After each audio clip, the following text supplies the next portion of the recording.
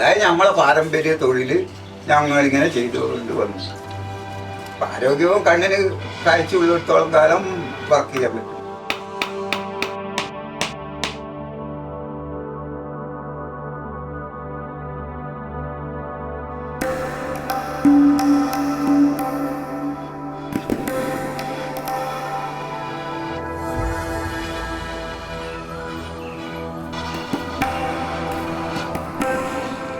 അപ്പൊ അത്രയും സൂക്ഷ്മത് നമ്മളൊരു സാധനം ഉണ്ടാക്കുമ്പോൾ അത് നല്ല നീറ്റായിരിക്കണം.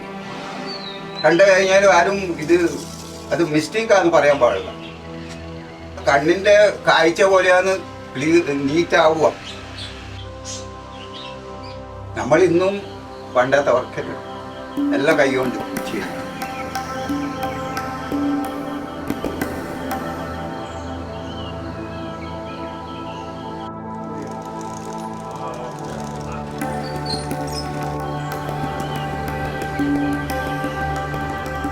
Generations of goldsmiths have learned these ancient techniques for millennia.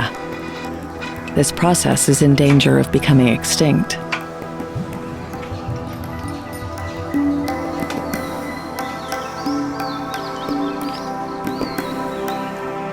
Balan is one of only a few in the world who continue to make jewelry in this way, with fire and breath.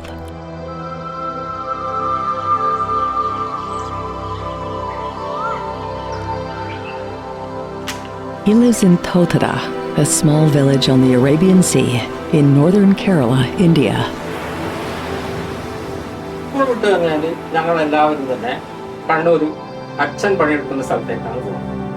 അപ്പോൾ അവിടെ അച്ഛൻ്റെ കടയിൽ പോയിട്ട് നമ്മൾ വെച്ചാൽ ഈ പിന്നെ ചെമ്മിൻ്റെ ring, പിന്നീട് മുറുക്ക് ഇതൊക്കെ ഉണ്ടാക്കിയിട്ടാണ് പഠിക്കുന്നത്. ഞങ്ങൾ അതൊരു ടൈം പാസിങ് ചെയ്യുന്നതാണ്. അങ്ങനെയാണ് ഞങ്ങൾ എല്ലാവരും തന്നെ ജോലി ചെയ്തു കഴിഞ്ഞു.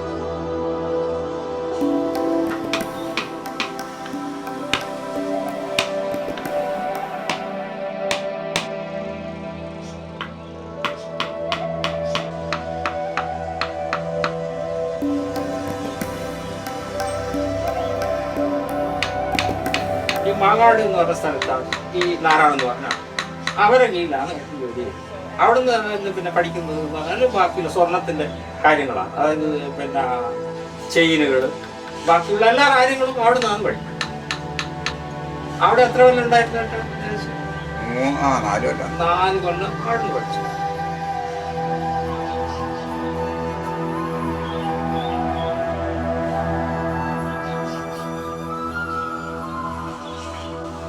The Ellis is one of the first pieces Balan learned to make as a small boy nearly 70 years ago.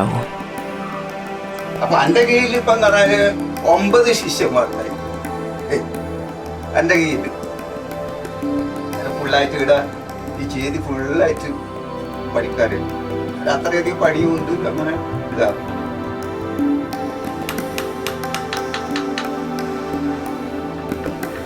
In Kerala, an Ellis is worn as a symbolic and traditional piece of jewelry. It is for protection from bad spirits and to help release fears in one's life. Each Ellis is filled with specific objects to help protect the person wearing it.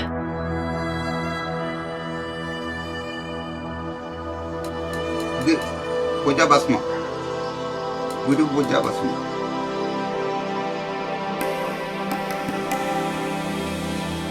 പിന്നെ പൂജാ പുഷ്പം,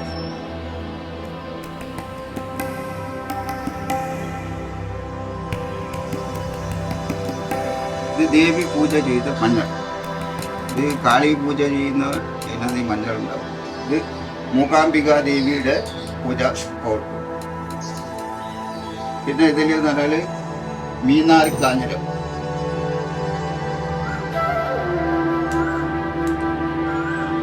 ആനപാൽ, phishing net.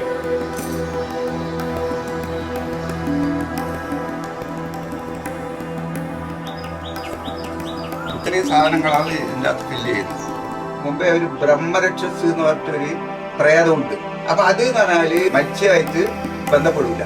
അതിനാണ് മത്സ്യം പിടിച്ചിട്ട് ഉപയോഗിച്ച വരെയാണ് നമ്മൾ ഇതിൻ്റെ അകത്ത് ചെയ്യുന്നത്.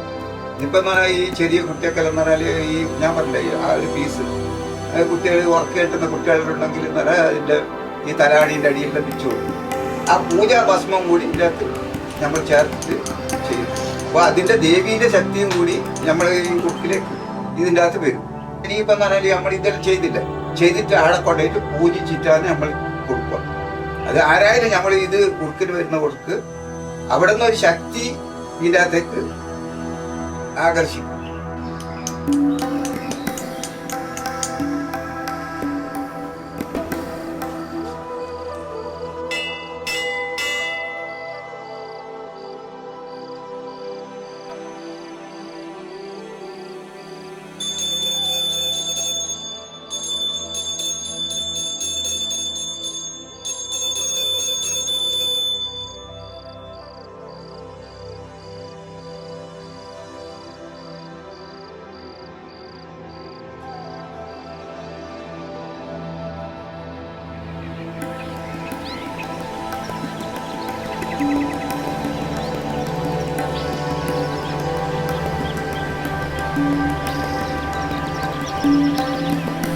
എല്ലാവരോടും നല്ല പെരുമാറ്റം, എല്ലാവരും നല്ല ആയിട്ട് പെരുമാറുന്നു, സ്നേഹിക്കുന്നു.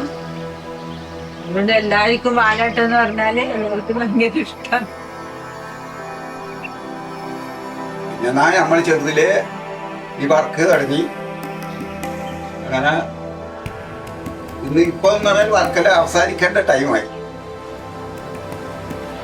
ഇനിയിപ്പോ അടുത്ത തലമുറക്ക് എന്ന് പറഞ്ഞാൽ എന്തെന്നാണ് ഇപ്പം ഇത് പഠിക്കൂല. അത് ഈ ഒരു തലമുറ കഴിഞ്ഞാൽ പിന്നെ സ്വർണ്ണപ്പണി അങ്ങനെ നിൽക്കും. ആരും വർക്ക് ചെയ്യാൻ നിൽക്കൂല. എല്ലാം ഫാക്ടറി ആയിട്ട് വരും. ഫാക്ടറിയിലെ സാധനം കൊണ്ടിട്ട് പിന്നെ കടയിൽ വിൽക്കും. അങ്ങനെ ഇപ്പം വരുന്നത്.